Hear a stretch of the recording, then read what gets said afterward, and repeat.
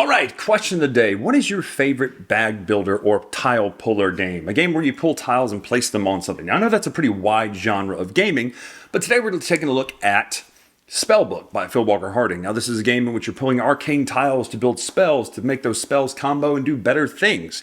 So, what is your favorite of any kind of thing where you pull tiles to put them on your board to make your things better? Let me know in the comments below.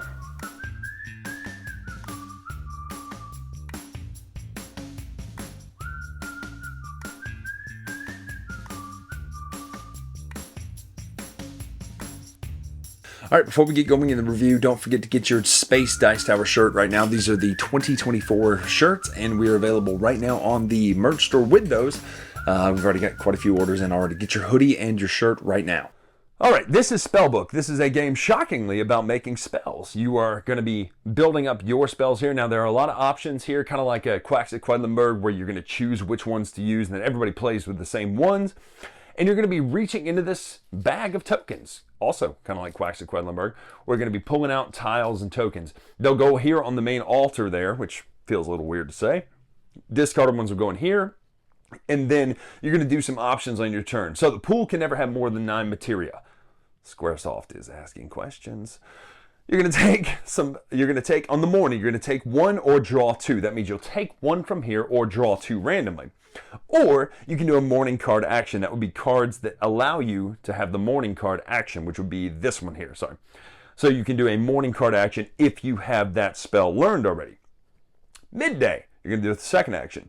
You can store 1 on a familiar board, which would be here, or you can do a midday card action. Same thing. You're going to be looking to see if you've already built a spell or purchased a spell or learned a spell with a token on it.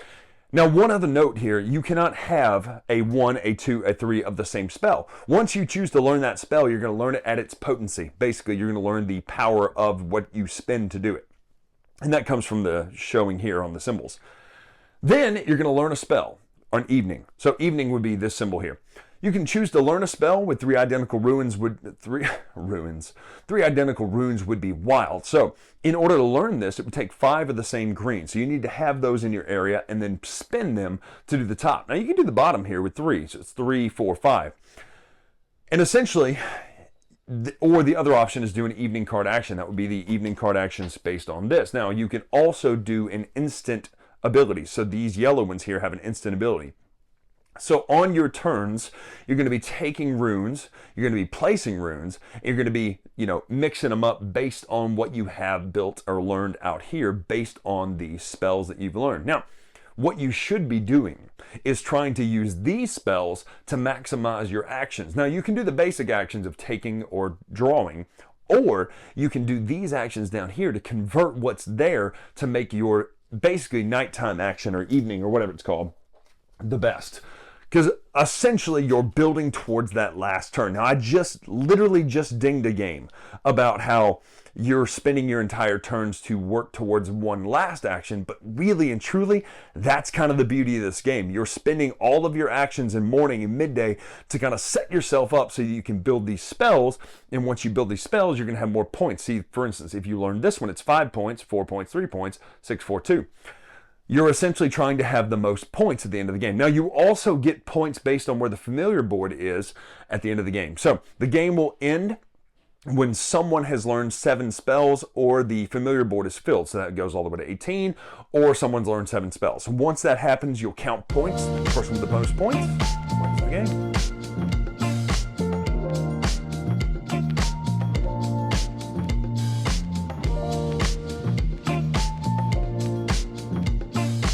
All right, so that was Spellbook. Now, if you've been watching our reviews this month, you've noticed that we've changed the way we do the format. We have a new rubric that we're sticking to. It involves concept, game layout, mechanics, art direction, art, gameplay, and rulebook. And these things all will get a score, and they will be accumulated together, aggregated together, I should say, into a total score. So first of all, concept. It's a 5. I like the idea somewhat, but it's just kind of it's there. You could be doing anything with this concept, right? Pulling things to, make an army, take rations. It doesn't matter, right? This concept and the spellbook thing, Plus some of the arcane symbols and stuff. It's a little weird, but it gets a 5 from me on concept. Now, game layout, I really like the way this looks on the board, though. You've got that cool central area. You've got your area where you've got your spells laid out. And with that, which will lead into mechanics, those spells can change. Now, game layout-wise, the way it looks on the board and kind of how it looks and somewhat is a 7 for me. Now, mechanics is an 8. I really like how this game is played. I like how you take your turns. I like that you can choose earlier to build a spell for cheaper instead of building it for more expensive, but that's the only time you can build that spell. You can't do it again. You can't learn it later. So that gets an 8 for me in mechanics. Now, art direction is pretty straightforward. Symbols tell you what to do. You know what to do on your turn. There's references and all that sort of stuff. So that gets a 7 for me. Now, art. I will say the art in this game is an 8. I really like how the cards look. The spell cards look good. The tokens are nice. The material is very, very nicely made. It's not, cheap cardboard and things like that. So I really like how that aspect of it plays out. So art gets an 8 for me. Now, gameplay. This gets a 9. I really like how fast the game plays. I like what you can do on your turns, and I like how you can combo those things together. If this spell, give you this to let you do this, and taking that morning, afternoon, and nighttime action. I think that's really cool. Plus, certain things can only be done in certain times. So that gets a 9 for me for gameplay. Rulebook is an 8. It's a great rulebook. You can learn very simply from the rules how to do this. All the symbols and references and things you need are explained in there, so that gets an 8 for me. So the total aggregated score comes out to a 7.42. We round that up to a 7.5. So Spellbook by Phil Walker Harding, 7.5 by me, Bryan Drake, here on the Dice Tower. Again, let me know in the comments below what your favorite tile pulling or token pulling or pushing or whatever game is, and I will see you next time.